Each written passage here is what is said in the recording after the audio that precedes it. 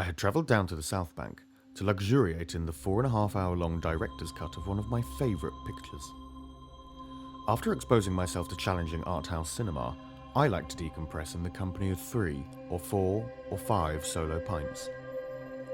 Much has been said about Brewdog, the Scottish renegade sticking one tattooed finger up at the stuffy world of beer.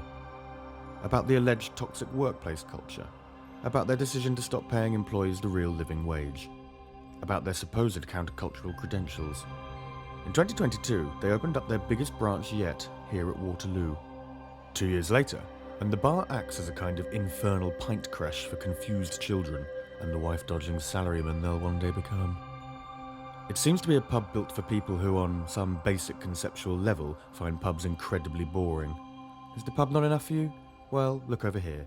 There's a podcast studio, a coffee shop, this bowling alley, train beers, ice cream truck, photo booth. It's no one's local, but then again, it doesn't really need to be. This is drinking in modern Britain. 2013's idea of quirky, more than a little infantile, and possessing more in common with a high street escape room than a traditional boozer. For this overly stimulating ambiance, the pub scores a 3 out of 10.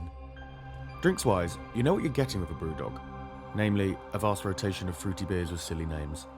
But with the cheapest pint at £6.95, it meant that my meagre bellboy's salary would be stretched very thin indeed for the rest of the month. It gets a 6. For interiors, the pub gets a 4. You could never accuse a place this slick of being dirty. Plus, each toilet has its own individual cubicle, which is great news for those drinkers in the habit of carefully inspecting their front door keys. But it loses points for modelling itself on the inside of a steel mill, with all the coziness and comfort of an airport departure lounge. Finally, for the enigmatic and largely unquantifiable DPF, Brewdog Waterloo gets a 5. Despite everything, I couldn't help but be mildly impressed by the pub, in much the same way I am with Dubai, Formula One, or those really big planes that look like beluga whales.